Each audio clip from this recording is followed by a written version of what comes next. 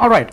Before I begin my lecture for today, I want to make a few announcements. One, I had sent out an email to all of you, I think it was yesterday or day before, about an event on campus, which is tomorrow evening.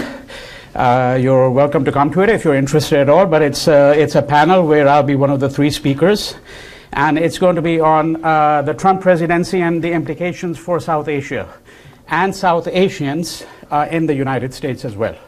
So it'll be at between 4 and 5:30 in bunch 10383 at 4 o'clock. Secondly, I have mentioned this on a number of occasions, and I'm going to reiterate it yet again, that you shouldn't be too concerned with all the details. You can go back to all the lectures. They're available as videocasts, as podcasts, whatever your preference. And if you miss out on a name, don't worry about it too much. While I'm talking about it, just go back and listen to it. But you're as I mentioned to you, you're not going to be getting quiz-like questions. Who is Richard Wellesley? Who's John Malcolm? Nothing of that kind. All right. Which brings me to the point that I want to remind you that there is a midterm for this course, and that midterm will be emailed to you right after class. I think I'd said originally 4 o'clock, but most likely I'll just email it right after class. On Tuesday, after lecture, that's February 14th, and it's going to be due back in class. You cannot email it to me as an attachment. You must bring a printout of the exam, because I'm going to personally grade each exam, and then obviously return it to you with my comments. And it's much easier if I have a printout of that. And it's due at the beginning of class, not at the end of class on Thursday, 2 days after you get the exam. All right? Now, you should start thinking about what you might get on the exam. And I also want to mention something I had indicated at the outset of the class, which is that you're responsible for all the course material, and in the final exam, which again is a take-home exam. So to that extent, your job is somewhat easier because you have access to all the books, all the podcasts, all the materials you might need. If you haven't done the reading that you need to do to answer a particular question, you obviously quickly can attempt to do it, right? But I should tell you that the questions are framed very broadly. So, if you get a question, the question is not going to be, forget about the quiz questions. You're not even going to get something like, what was the Maratha kingdom like? All right? You're going to get a question that's going to be much broader in sweep. And that might be, just as an illustration, for example, what is the nature of the transformation wrought or effected by the British in India after the conquest till the 1850s in, let's say, 2 of the following 5 domains: legal, social, political, educational. Now, we haven't gotten to the educational bit yet, but we will before you get the exam, right? Just as an illustration. So that would be, that means that you have to have done some of the readings, you have to have listened to some of the lectures. And you cannot cite me in your answer. So, Professor Lal said this, you've listened to it, and then you quote me. No, you cannot cite my lecture notes. You can cite a published work of mine, because that would be like citing the published work of anyone else. All right? If there is a published work of mine that you've read, or that you might read, or that you've read elsewhere, and you think it's germane to answering the question, you may cite that. But you may not cite what I mentioned in class. You can listen to what I have to say, and then you can paraphrase that if you think that that's what you want to say, but you cannot cite me. All right? I'm going to make that very clear in the instructions that you get on the exam as well. All right? And I will put up the slides, the text slides, but again, you have access to all the material. And finally, a brief word of apology. I will not be able to probably entertain questions today because I have a lot of material to cover, and in fact, I have to leave just a few minutes early today. One of the few times I have to end just a few minutes early. Now, getting on to more substantive matters. So, in my previous lecture, I had been speaking to you about the changes wrought in the domain of law, right? The whole problem of Hindu law, Muslim law, And I said to you that in turn that creates another set of problems and questions, which is, in some ways, you could say that was the beginning of communalism, which you'll be hearing a lot more about. That is this notion that you can basically think of India as a set of religious communities.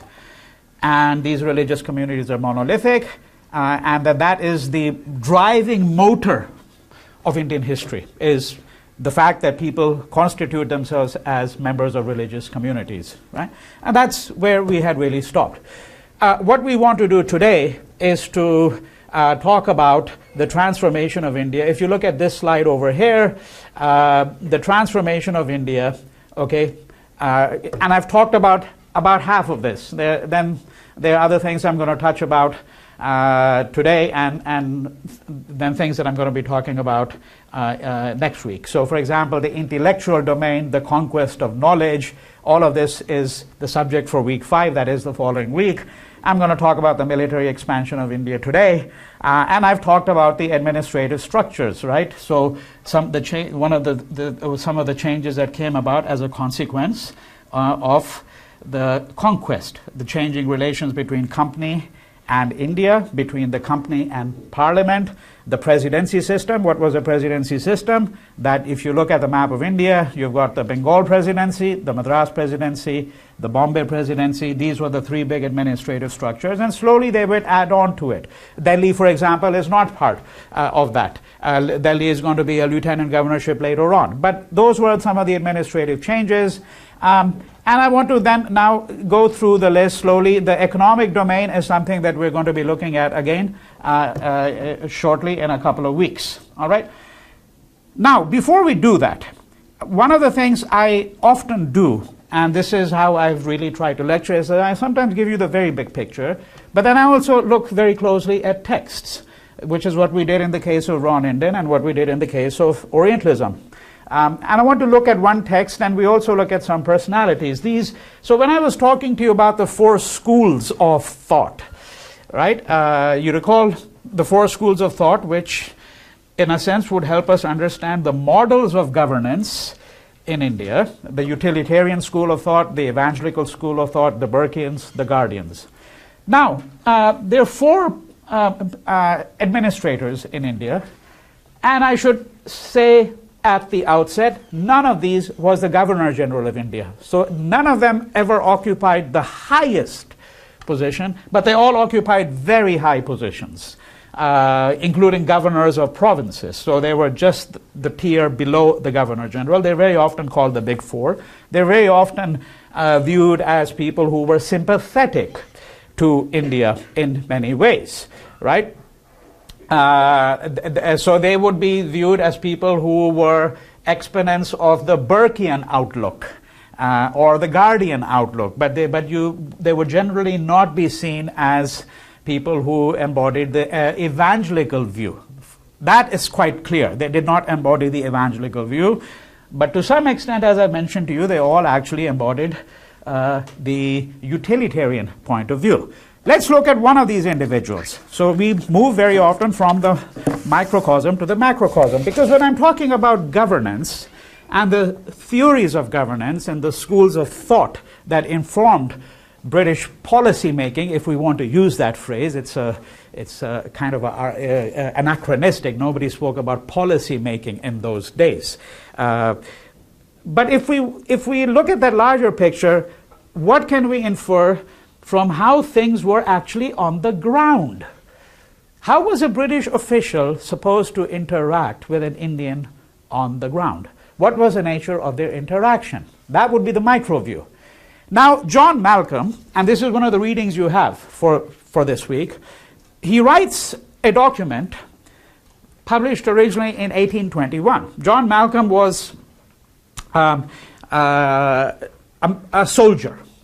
He was a military soldier. Let me tell you, by the way, if you look at these Big Four, so all of these 4 are either Scots or Scotsmen or Irish. None of them is English.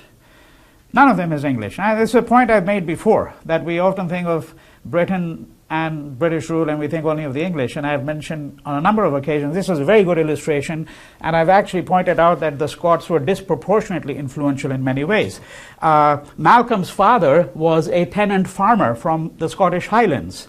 Thomas Munro was a son of a merchant from Glasgow.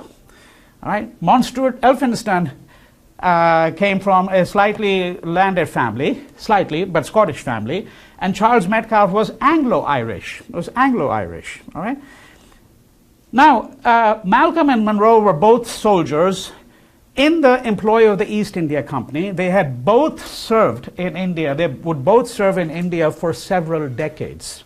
Very long period of time. Malcolm was actually attached to Richard Wellesley. We'll turn to him later on. Richard Wellesley is the Governor General of India. And it is under his term, which lasted for quite a while, it's under his term in the beginning of the 1790s that British rule really began to expand even further into India. So you get the period of military conquests. He comes from a very famous family. His brother was Arthur Wellesley.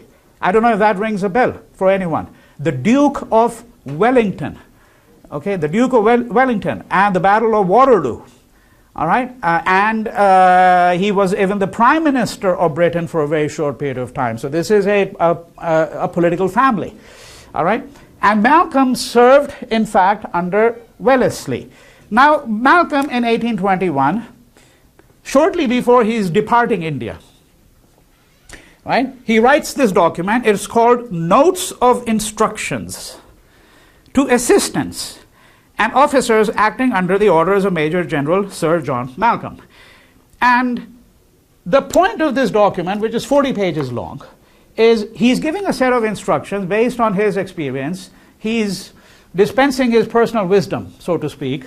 And these instructions are for younger British officials who now have been charged with changing and transforming this country, giving leadership, to use again a very modern word, right? And he says, let me tell you how I think you ought to behave. I mean, when you see an Indian, how ought you to behave? Because remember, when he's writing in the 1820s, as I pointed out to you before, by this time the racial sentiment is actually quite strong. I mean, in the 1820s, Englishmen writing letters back home would very often describe Indians as niggers. Right? They use that word. I mean, so you can see how strong the racial sentiment was.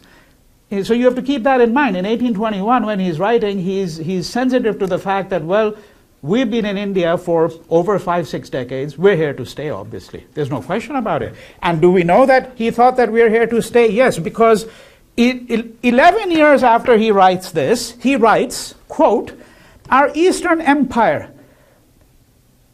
has been acquired and must be maintained by the sword." By the sword.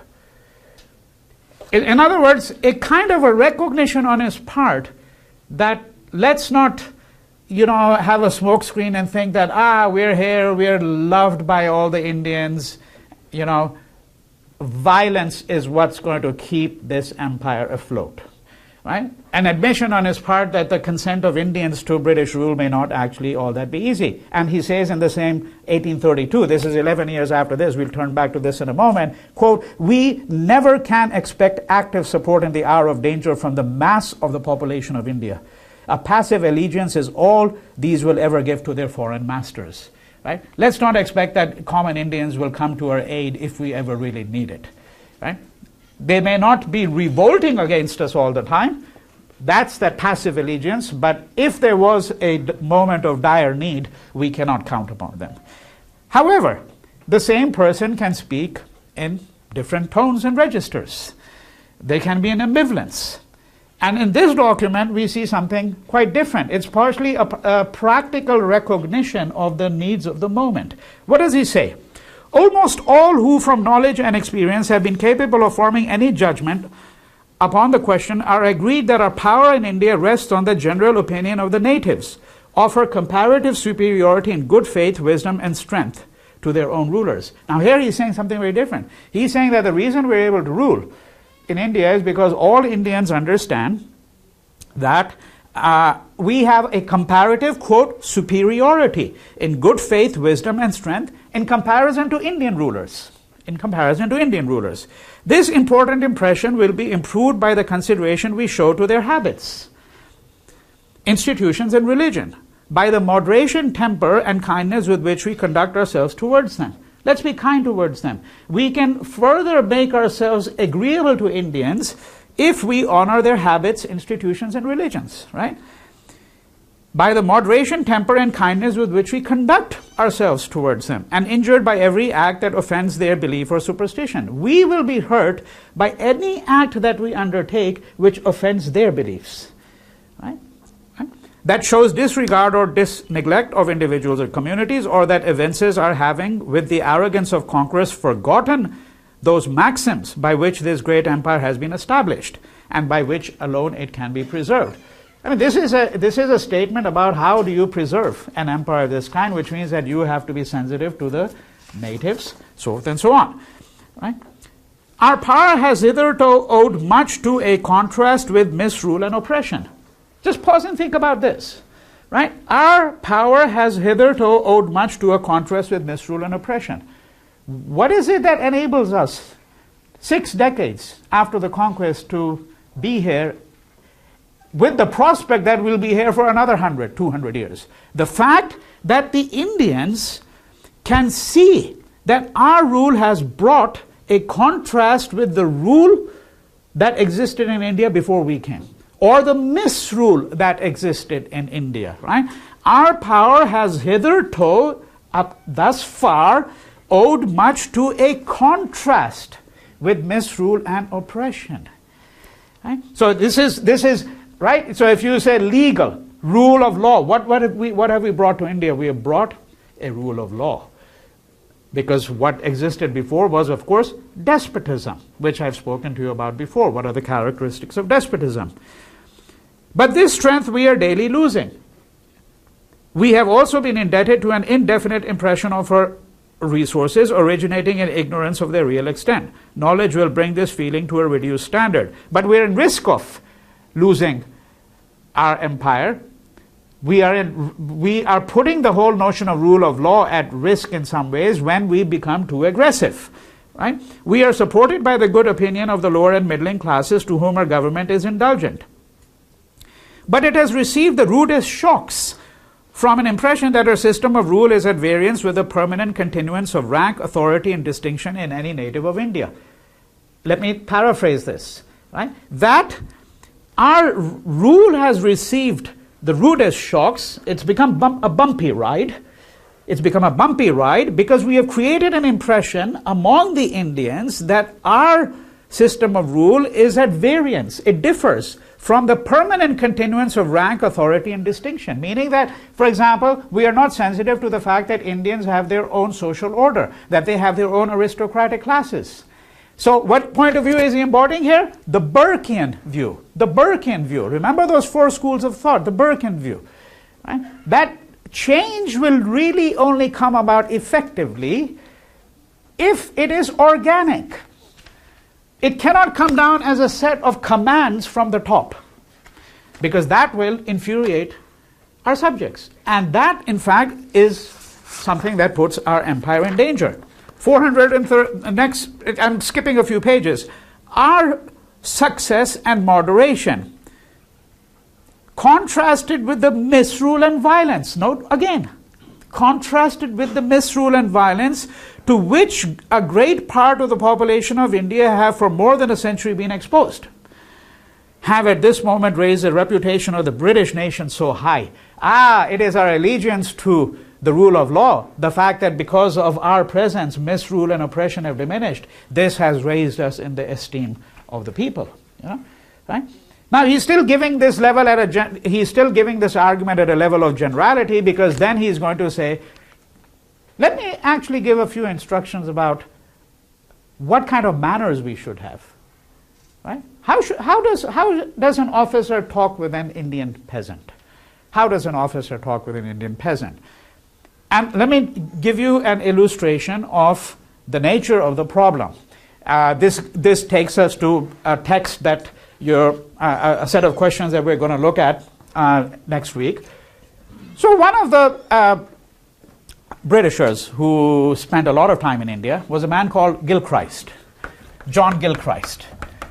And John Gil Christ, one of the many things that he did was he prepared a grammar of Hindi. So, you've got company officials, employees of the company coming, working in India. They don't know any Indian languages. Some of them want to learn a language. If you're going to stay for 20, 30 years, well, you need to know the grammar of a language. So he says, and this is a phrase book and grammar. So he says, let's take a simple sentence. The simple sentence is where the scenario he sets up is the English master and his wife are hosting a dinner at their palatial residence in Calcutta. An official of this kind would typically have 30 to 50 servants. 30 to 50 servants, all right? And this is important to note because one of the things I want to suggest to you, and we're going to dwell on that again in a different context, the only Indians by the 1820s, certainly, with whom the British had any contact belonged fundamentally to two classes. One, the servants. The vast majority of contact they had with Indians were servants. When I say servants, I mean a butler, a cook, a maid, housekeeper, gardener. Right? That's a vast majority. The second class of Indians, much smaller, with whom they had contact, and it was usually only the bigger officials who had contact with them, were the Indian aristocratic elite, the native princes, okay? The ruler of such and such place and his retinue, the people who worked with him, that. So, for example, when the English went on hunting trips, which would become a big preoccupation by the second half of the 19th century, right? Those were the only Indians with whom they had contact. Now, so Gil Christ says, so the scenario is, there's a dinner has been laid for 20 people on the table, and it so turns out there are 21 guests. All right? So he says, let's take the sentence, please fetch me a plate, right? This is what the woman of the house is going to say to the servant, please fetch me a plate, bring another plate.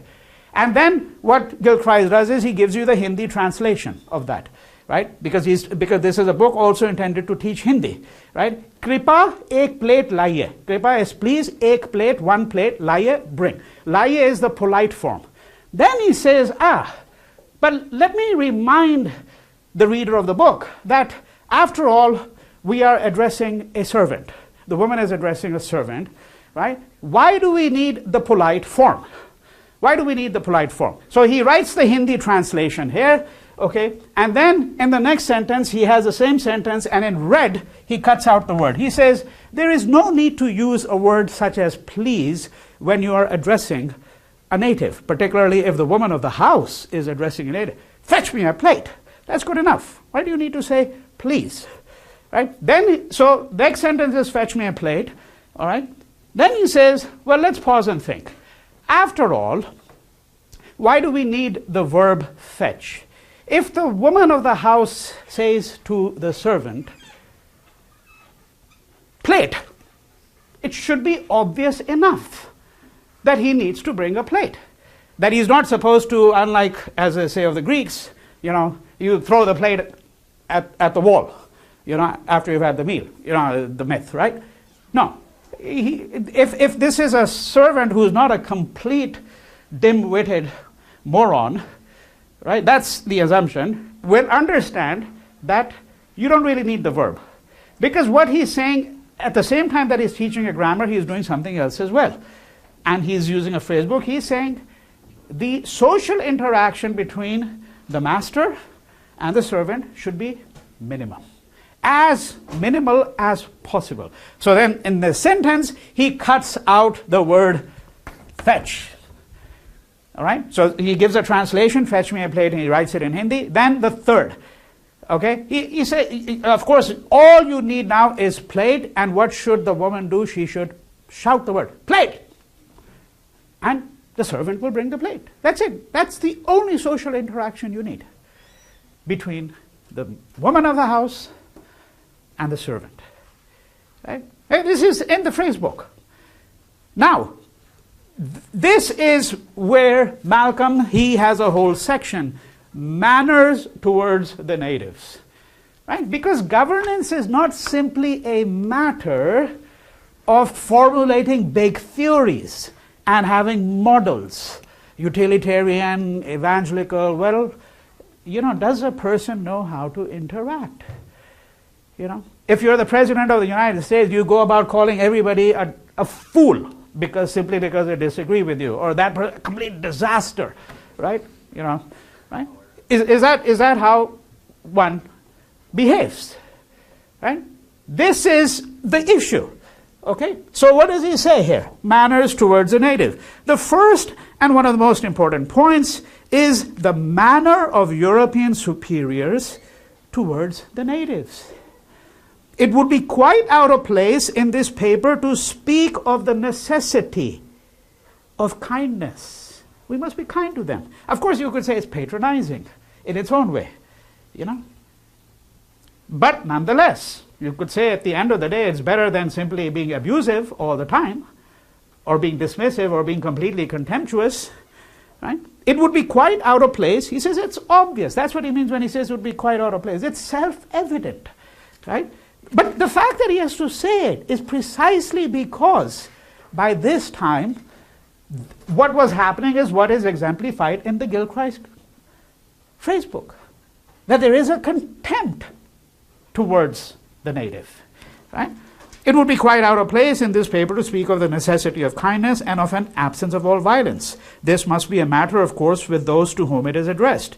There is much more required from them than that conciliation which is a duty, but which, when it appears as such, loses half its effect. And that it should not simply be done as a matter of duty, because when it's done as a matter of duty, the person at the other end understands that this person is not speaking to me with feelings of kindness, is simply speaking to me out of a sense of duty, right? Which is very different than having empathy, right? And so he goes on and on. And I'm going to read one last passage, and you get the flavor of the text. And you can understand why something like this is exceedingly important, because if you craft the theories in that larger framework that I have, one might lose sight of what happens on the ground. What is the nature of social interaction? What was the extent of social intercourse between Indians and the British? And that is where you have to keep Dalrymple in mind, because there he had this portrait which I had critiqued, and while suggesting that there are elements that I agreed with, there was this kind of multiculturalism, in India between the British and the Indians. But then I said, well, let's try to subject it to some kind of critique. Who's hobnobbing with whom, under what circumstances, so forth and so on. So here's another passage that I want you to look at finally. I have recommended these foundations of manner towards the natives of India upon which I feel my own to be grounded. I can recollect, and I do it with shame, the period when I thought I was very superior to those with whom my duty made me associate. But as my knowledge of them and of myself improved, the distance between us gradually lessened. When I came to know Indians better, I began to be ashamed that I thought that I was really vastly superior to them, right? I have seen and heard much of our boasted advantages over them, but cannot think that if all the ranks of the different communities of Europe and India are comparatively viewed, there is just ground for any very arrogant feeling on the part of the inhabitants of the former, right? That if you compare people of the same class who are Indians, who are English, well, there's really no grounds for having any kind of arrogant feeling about one's own superiority. Nor can I join in that commonplace opinion which condemns in a sweeping way the natives of this country as men taking the best of them, and not only unworthy of trust and devoid of principle, but of too limited intelligence and reach of thought, to allow of Europeans with large and liberal minds in education having rational or satisfactory intercourse with them. Right? So that if the English take the pain to actually interact, they will realize that Indians are just as rational, liberal, and trustworthy as them, so forth and so on. All right? So that's the sweep. You get the broader framework, and then we see, well, this is what's happening on the ground. This is what a British official is saying. These are the attempts that they're making. Because what are we interested in? We're interested in two fundamental things here, right? The question I keep on returning to all the time. What were the pillars? I didn't use that phrase before, but what were the foundations of British rule? How is it that they're able to effect this transformation? How are they able to sustain their rule? And it's a fairly long period of time. Well, yes, in comparison with the Roman Empire it isn't, but in comparison with the Roman Empire nothing is. Empires don't last, that long either, usually. The British Empire, let's say 1750s to 1947, it's 190 years, all right? Well, and of course, we're speaking about a point in time which is when it is certainly true that, the language of human rights has not come to the fore yet.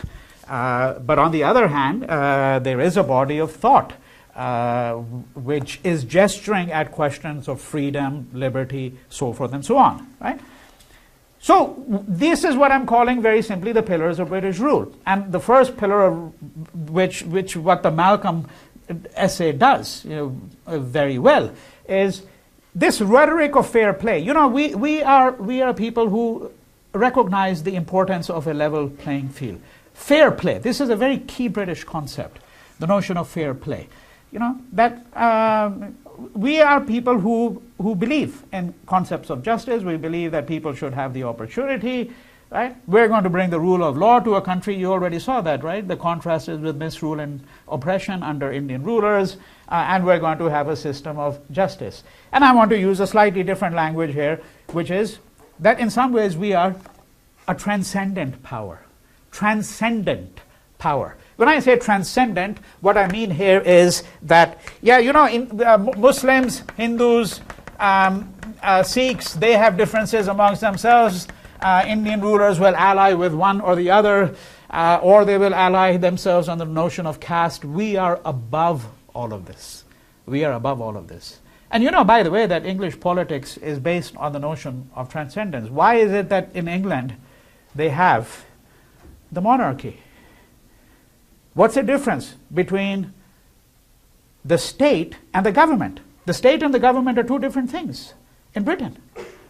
And what is the monarch supposed to represent? The monarch is supposed to represent the notion of transcendence. The monarch is above everything, right? The monarch is not supposed to be affected by what the Tories or the Liberals think or do, right?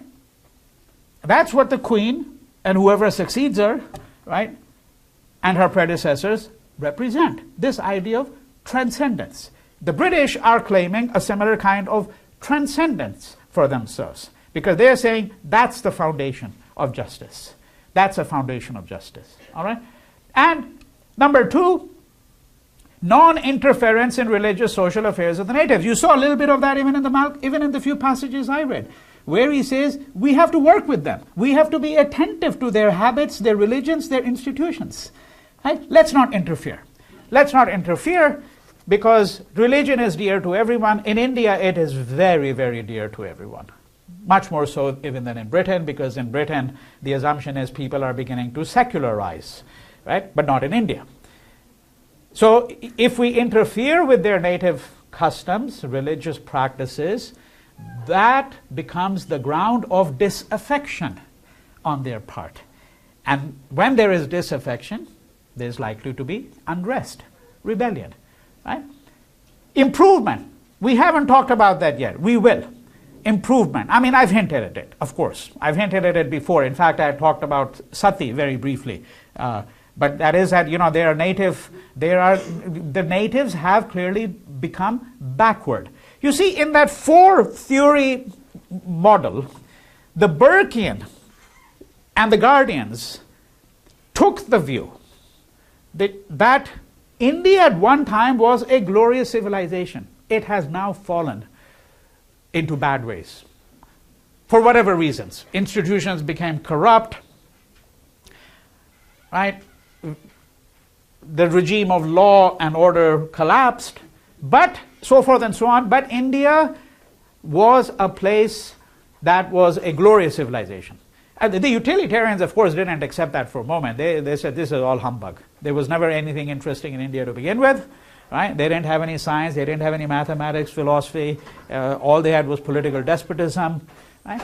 But the Burkeans and the Guardians, in that sense, are hospitable to this idea that India at one point was a civilization, and then for various reasons it became backwards. Now, what is our moral charge if we are here? Our moral charge is we have to improve these people, right? Which means we have to make them shed their worst habits, their worst practices.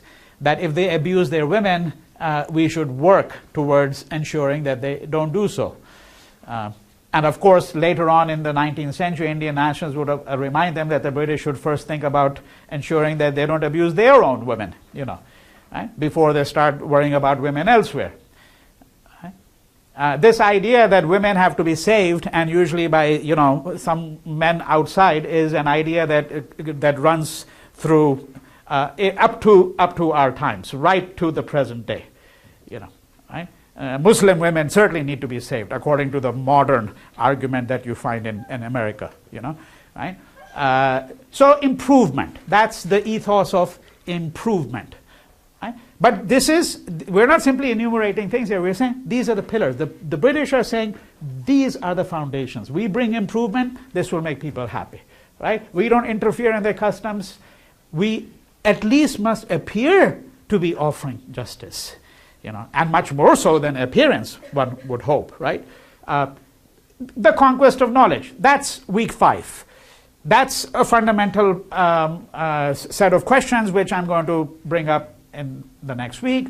And then a system of subsidiary alliances, right? The system of subsidiary alliances is the system whereby they're saying that, well, look, it's impossible for us to really rule every part of a country this large, all right? If you look at this map over here, all right, and you can see that, okay, so that these portions in this dark slightly darkish red or brown, rust brown, these are portions that were acquired before 1805. This becomes part of British India before 1805. This is Bengal over here.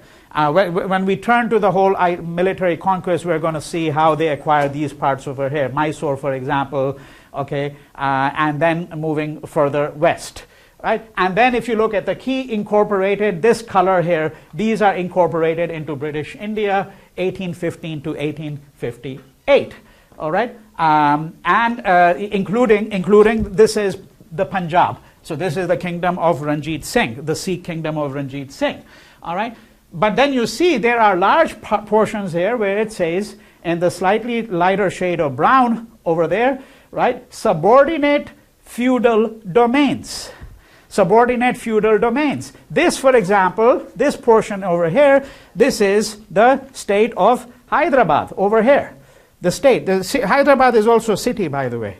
And there's also a city by the name of Hyderabad in Pakistan.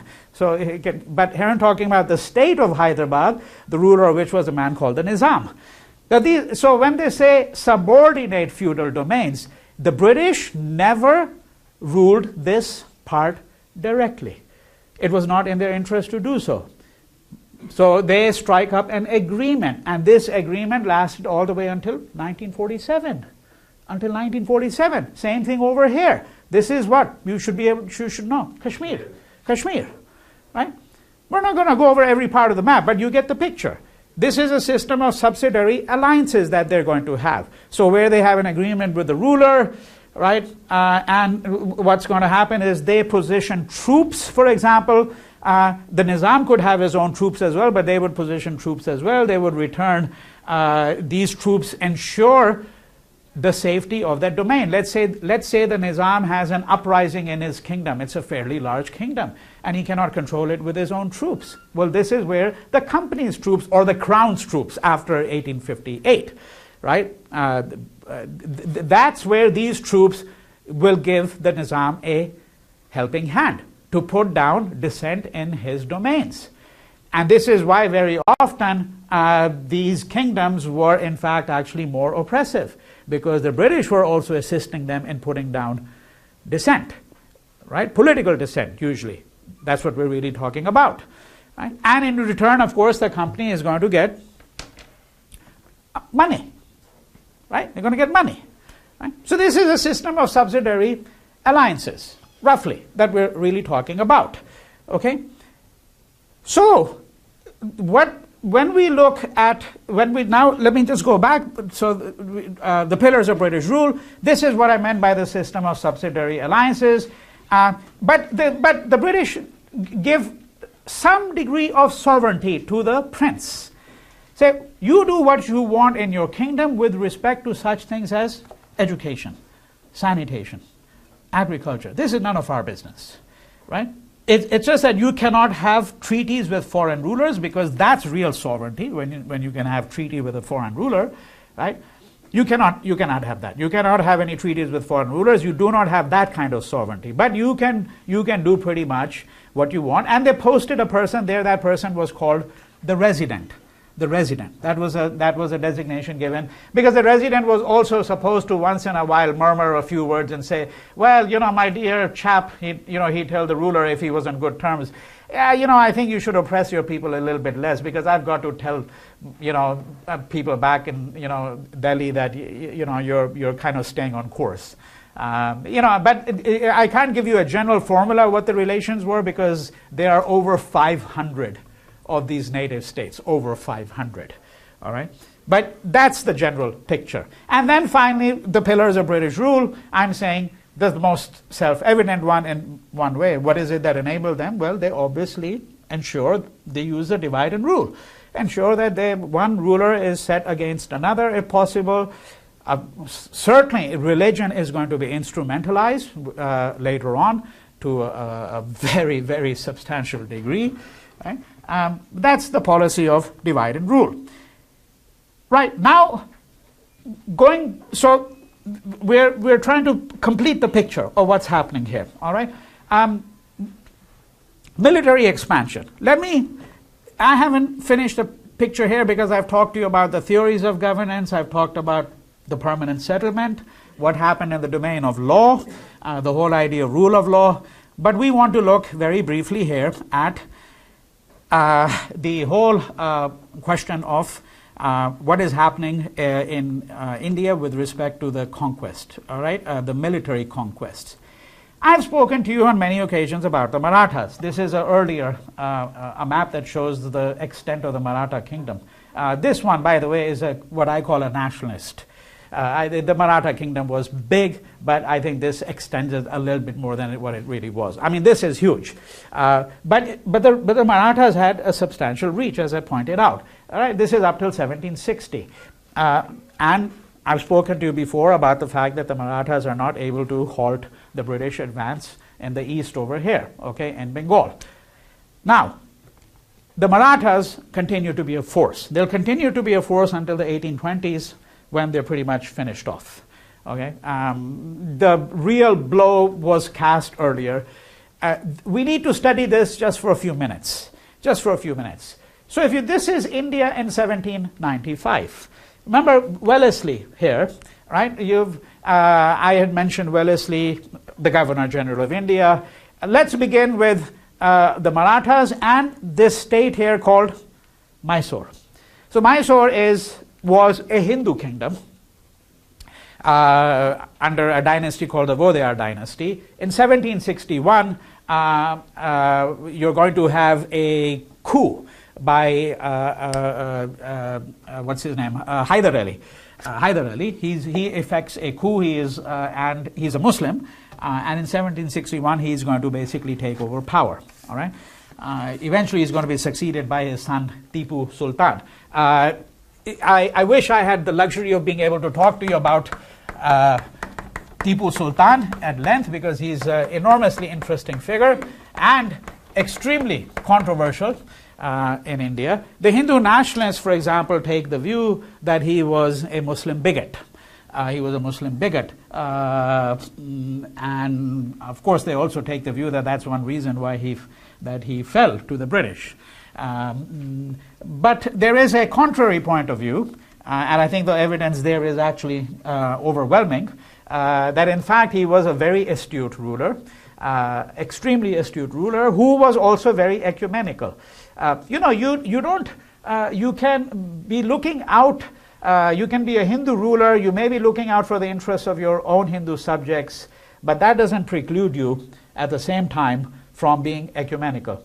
We know, for example, that his army certainly was very mixed. That's a complicated argument because, of course, you can instrumentalize things. A ruler might be very bigoted. It would be like someone who's, a bigot leading a democracy, but says, well, I don't have any problems if Hindus and Muslims are part of the army. If they want to lay down their lives for our union, well and great, but they can't enter the country, right? That's possible, right? Very much possible. And so you can say that Tipu Sultan, you could do that kind of interpretation that you want, but be that as it may, what is very clear is that Tipu Sultan is a formidable foe, and it's only going to be in 1798 that Wellesley is going to subdue him. Okay, he's going to subdue him.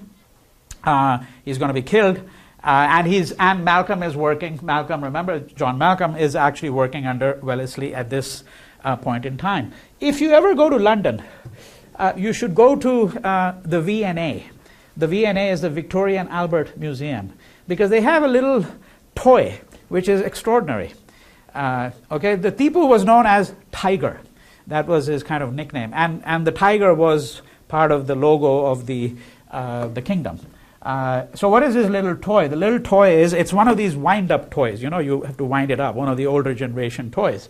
You wind it up, and when you wind it up, what it is, it's a Tipu in the form of a tiger, and his claws are into this British soldier who's lying supine. The toy is only about this big, and when you wind it up, Tipu / the tiger growls, right? So this was the British representation, of Tipu Sultan. This became a very well-known toy. That he was a ferocious man, and of course that they had accomplished a great deal by subduing him. The net result, of course, is that British rule is now starting to expand all the way down here.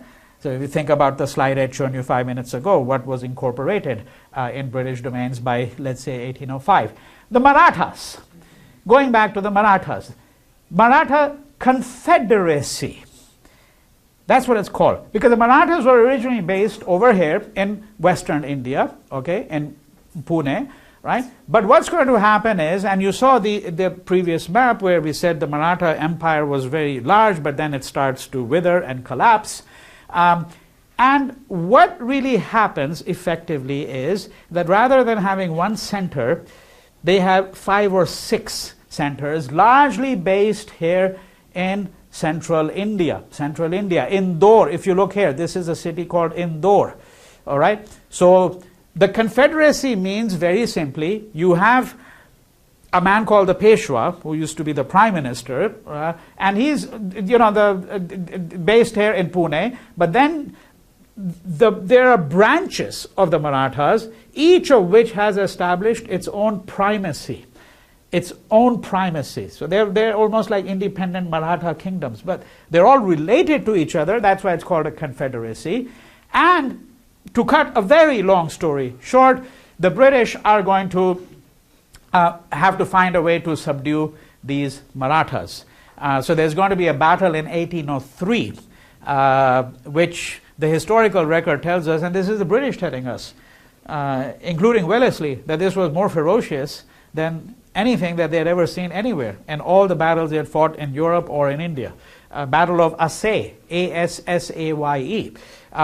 Richard Wellesley is going to march an army, that's the Governor General, he's going to march an army from Madras over here, right, of about 25,000 men. He's going to get assistance from the Nizam of Hyderabad, that's an independent ruler, who's going to furnish 20,000 men, and he's going to get assistance from the company's armies in Bombay over here, about 5,000 men from there. They're going to meet in a place called Assaye over here, roughly, and they're going to defeat the Marathas at that battle.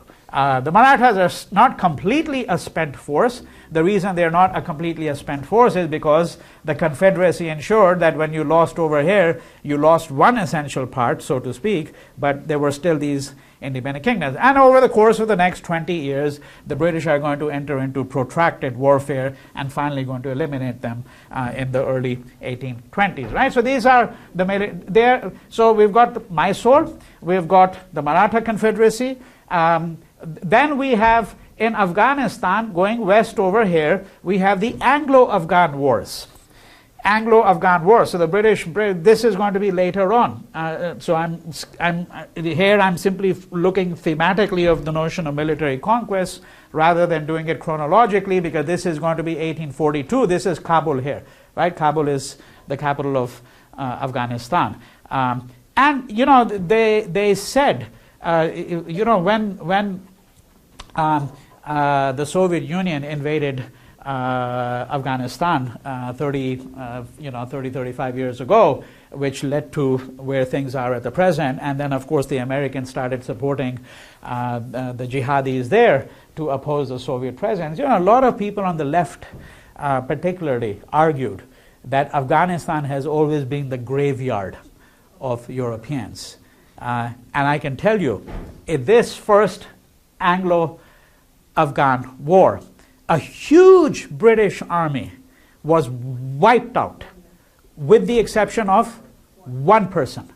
One person. And he was left alive deliberately so that he could go back to tell the story of what had happened to the British. There are going to be a number of other wars. That's going to be later on. We don't, you know, and there are interesting characters like Dost, you know, who goes into exile in India and is brought back, all of that. Long, interesting stories. But main thing here is that what you see is you see the expansionist urge. And then here, you don't see it in this map. What's over here? Indochina. Yeah, Indochina is a little further down. Burma, Myanmar. So you have Anglo-Burmese Wars. Anglo-Burmese Wars. So you're going to find British expansion over here.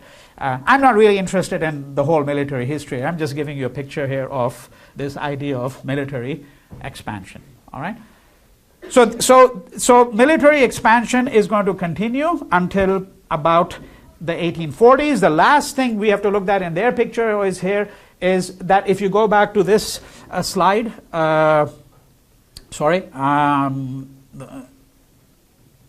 okay, this slide over here. So this is the kingdom of the Punjab over here. This is the kingdom of the Punjab. Sikh kingdom ruled by a man called Ranjit Singh. Very prosperous kingdom. Also patron of art, all of that. Until the time that he's ruling in 1839, the British make no overture because they recognize that you have a real foe here. Once he dies in 1839, the British are going to move in, and you're going to get the Anglo-Sikh Wars, and eventually they're going to absorb this, which is why it says incorporated between 1815. It's going to be incorporated into the territories of British India. All right. So that's roughly the picture of military conquest and expansion. There is expansion and conquest in other ways. All right. And one of those ways, which I'm going to simply mention very briefly now, and then I will return to that in greater detail, but you can start thinking about it, is a policy of annexation. Annexation. You annex a territory. What were the grounds on which you annexed a territory?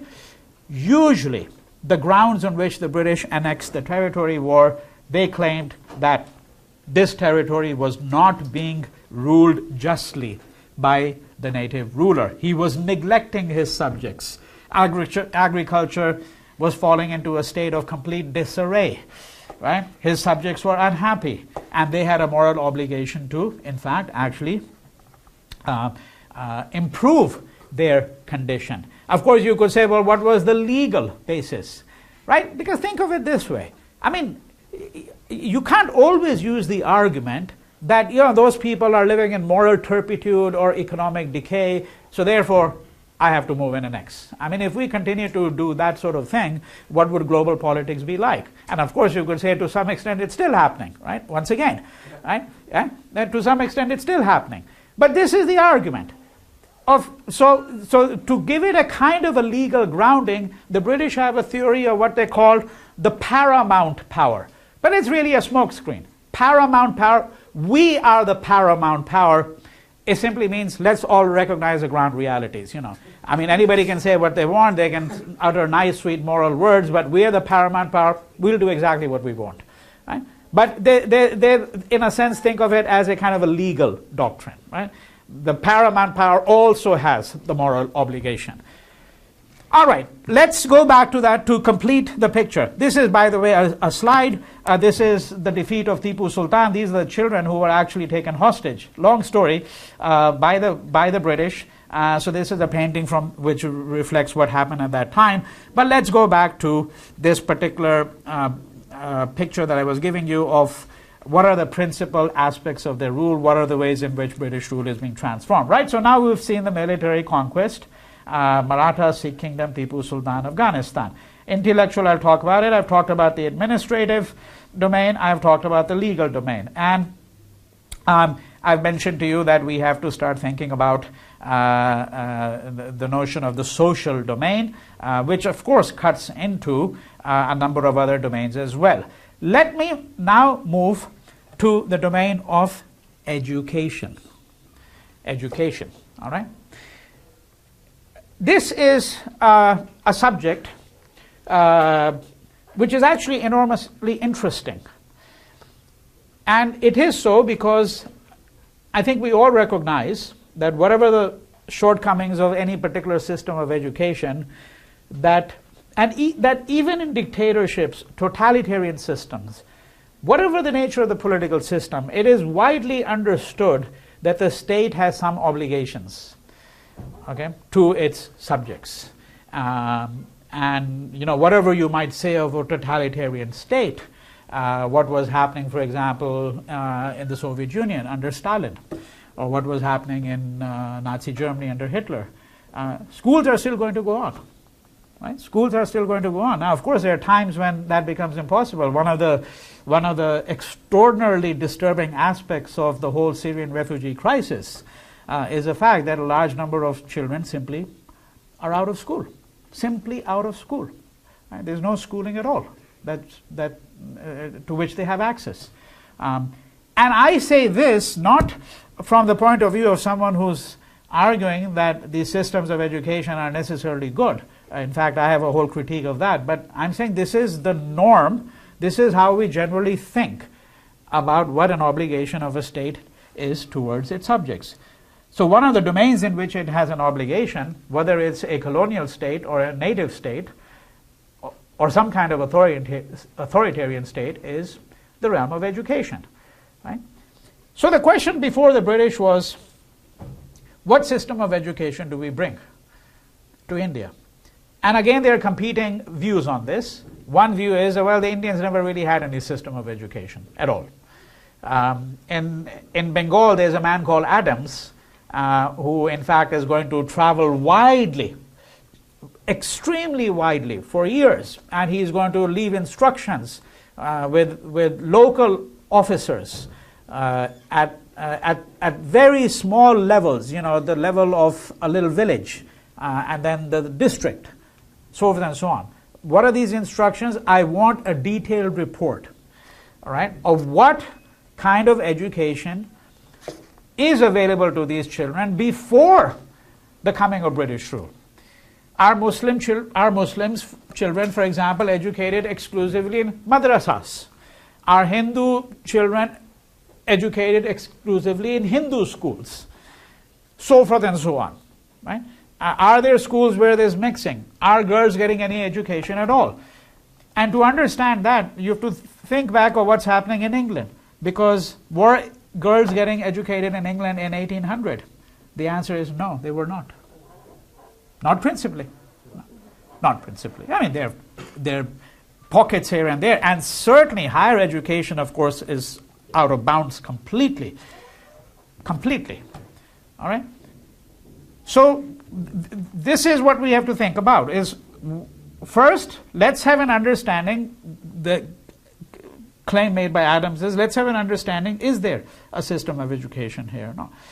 And his reports show, vernacular reports on the state of education in Bengal show that there was a wide network of schools. Right? But of course, then that raises many other questions. Well, what exactly are they getting educated in? One of the arguments that's made against madrasas even down to the present day, madrasas in Afghanistan, for example, right, is that, yeah, all they're learning is the Quran, and it's just, mere rote learning. It's repetition, right? So if we wanted to get into the nitty-gritty of it, we'd have to know all of these details. What exactly are they learning? Is it simply the recitation of the Quran and maybe some knowledge of the hadiths, right? And for Hindus, does this mean that they're learning the sacred texts, or are they learning something else too? That's one set of questions. Second set of questions is, so let's supposing we want to bring, let's assume that there is no real comprehensive system of education in India. We have a moral obligation to advance education, to bring it to the masses, right? However, and this is the second consideration now, so we want to bring science, and we want to bring arithmetic, mathematics, we want to bring some, physics. In those days in schools, in fact, until much later on, you didn't have separate classes in chemistry and biology, not to mention all the subspecialties that have grown up in the last several decades. You just had a subject called science, right? You had a subject called science. The question was, so if we want to bring science to them, we want to acquaint them with, all right, who was Newton, who was Galileo, right? What is the theory of gravity, et cetera, et cetera. Well, one, how do we do that? What is the language in which we do it? Right? We can't do it in English, obviously, because none of them know English at this point in time, right?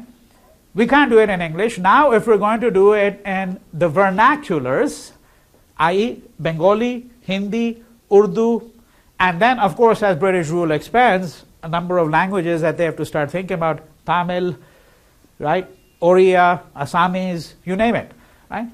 Now, you can see this is going to become a massive task, because then you have to do what? You have to start producing textbooks. You have to produce textbooks in these languages. After all, you can't take, the works of Bacon, Francis Bacon, and say, hey, start reading them, right? I doubt you could do it even in an English school, because if you know the English of Francis Bacon, even John Malcolm, the sentences are about 15, 20 lines long, because there's an extensive use of colons, semicolons, dashes, right? Well, you're not going to take Francis Bacon and say, start reading, right? So you have to do translations. Then you have to find someone who is adequately versed in two languages, right? Because the person who's doing the translation should be adequately versed both in English and his own native tongue, whatever that might be, right? Then there's a question, who's going to fund all of this? Where's the money going to come from, right? Where's the money going to come from? And here I am not even, for a moment, if this were a very different class, I would say, let's pause and think about what is a textbook, As for example, in 25 years of teaching at UCLA, almost 25 years, I've never used a textbook, not once, and I will never use one. Because what does a textbook do? It takes a wide body of knowledge and it homogenizes it. It homogenizes it. One of the ways in which we all become like sheep, right, in a state is when we start using textbooks, because it gives you the standard version. There is an authorized standard version. That's what the textbook does. All schools in this country run on textbooks, and doesn't matter what the subject is. Of course, then the English teacher might add, in addition to the textbook, might add, Alice Walker's, Color Purple or whatever it is, right? Uncle Tom's Cabin, 1984. But the textbook is the main thing. And you do AP American history, you use a textbook, right? So the textbook is a certain way of homogenizing a body of knowledge. Okay, so we are not even looking at the question of what is the politics of using a textbook. We're simply saying for them, and of course you could say that, well, they're thinking only of elementary textbooks, What do you do when you're teaching a 10-year-old about, some basic aspects of science, right? Or a 12-year-old about some basic aspects of geometry, so forth and so on. So you have to create bodies of knowledge, which are textbooks here, okay? But all these questions precede. Do we have people who are versed in 2 languages, right? Who's going to do the translation? Who's going to fund the textbooks? How do we then print textbooks? You need right? Do we have a machinery for that? Do we have a machinery for distributing the textbooks? And if you print the textbooks but there aren't enough schools, that's not very useful either. So this is all encompassed. There are a great many other issues as well. And there are actually very detailed documents. In these governors, Mount Stuart Elphinstone, people like that, they write voluminously on these questions. They're not simply governors who are dealing with the highest levels. They're actually writing voluminously on these kinds of questions. System of examination, because then of course if you're going to have textbooks and you're going to have schools, then you need a system of examinations, right? What is that system of examinations going to be based on, right? Etc., etc., etc. Okay? So education is a principal consideration. Now, in 1835, you have a document. This document is still probably one of the most controversial documents, and you do have it for your reading. This is for week 5 actually, but I'm talking about it right now, and I want to tell you what the context is for this document. The document I'm talking about is by Macaulay. It's called a minute. A minute is a word for, I've mentioned it to you before, a document, kind of a policy document in a way. It's called the Minute on Education of 2nd February 1835. Okay. Now, what is the context for the production of this document? There's a controversy going on. Going back to the 1810s and 1820s, it's going to pick up steam, particularly as the British now acquire more territories, become more aggressive, become the undisputed rulers. Right? What is this controversy called? It's called the Angliscit-Orientalist controversy. Okay? And Macaulay's document is the one that is going to clinch the argument in favor of the Anglicists. The word Anglicist here should give you a clue. The Anglicists were those who argued that it was the moral obligation of the government of India, the government of British India, to introduce English at every level of education. Okay? And I have to tell you that most of the Anglicists, for them, English was not the language. I want to make myself very clear. English was to be promoted among Indians not because it was the language of William Shakespeare and John Milton, right, and other great English writers. No, it was going to be introduced because it was a language which was practical, in which textbooks could be written, in which arguments could be advanced. It was the language that Indians needed to learn if they were going to understand basic principles of law, governance, and if they were going to advance in life, so forth and so on. In fact, some of the Anglists took the view that Shakespeare should never be introduced, because Shakespeare, after all, his plays are full of murder, incest, all kinds of violent things. This sets a bad example for young Indians. They're going to say the bard of England, all he writes about is incest and murder and, adultery and stealing other people's wives and, the devious Jew and this and that, right? I mean, right? This is the bard of England. This sets a very bad example, because these writings that should be promoted should also set a good moral example. Now, John Milton might set a good moral example, but he's very difficult. No one in England understood him either, except the few people who were real scholars. Right? So, and of course, the other problem with using, let's say, Milton, hypothetically, is what? He's deeply rooted in Christian theology. I mean, so, these people, they're going to say, well, what is all this devil, Satan, we don't even have any words for these, characters or creatures, Lucifer, right?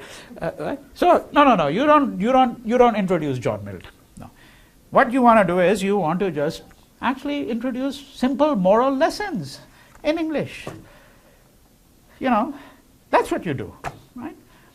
So this is but they need to learn English, and we cannot waste government funds. Not a single penny can be wasted on producing textbooks in Sanskrit or Arabic or Persian. Arabic and Persian for the Muslims, Sanskrit for the Hindus, right? Right? Because as Macaulay says, and you must read this minute, very short, 8-10 pages, rhetorical flourishes. It's a masterpiece of rhetorical flourish. He says, a single shelf of English literature is equivalent to the entire literature of the Orient. The entire literature of the Orient. India, the Arab world, Persia, it's all mumbo-jumbo nonsense that these people, are stuffing your mind with this stuff. That's what a single shelf. Those are his words. Of English literature is equivalent to the entire literature of the Orient. Modesty was not needed in those days, and I'm not sure it's exemplified by some people even today, right? This is the Anglicist view. Government is going to expend its funds. It's going to expend its funds on the production of textbooks and other manuals, as it were, of instruction in simple, plain English, and there will be no money expended on Sanskrit, Persian, Arabic. Now, here's a variation of the Anglicist argument. The variation was, some said, yes, English, but we may have to think about producing these textbooks in the vernacular too.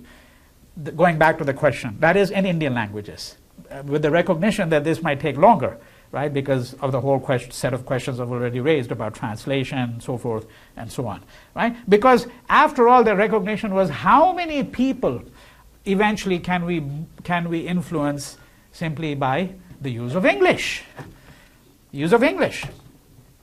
If you look at literature today, English literature today, probably, it's no exaggeration to say, 1/3 of the most well-known writers writing in the English language today in the world come from India, at least 1/3.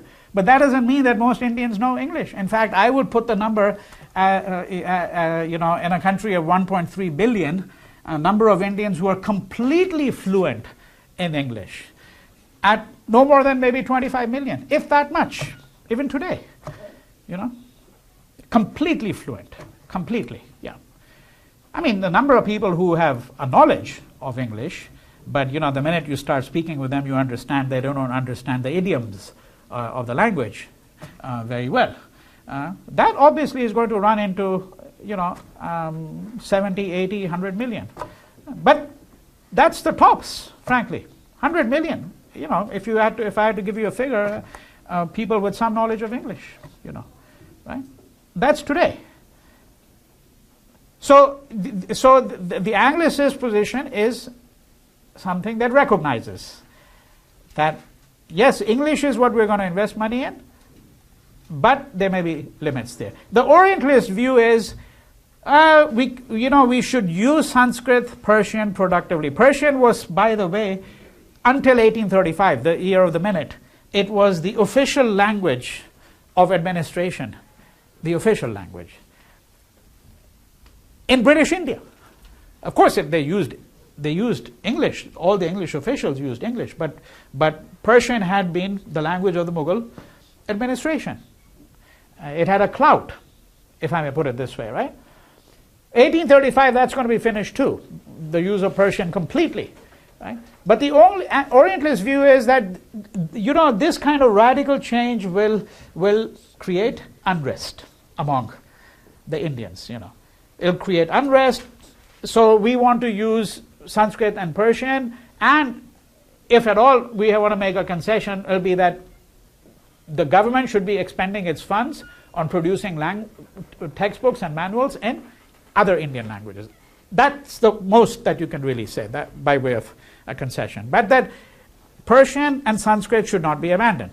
These are the classical languages, these are dear to the people, etc., etc. Well, I'm going to have to stop here because I have to, it's already 12:15 in any case, and I have to go. But we will continue with this. You must do the readings for week 5 because we're going to be looking at some of the texts, you know.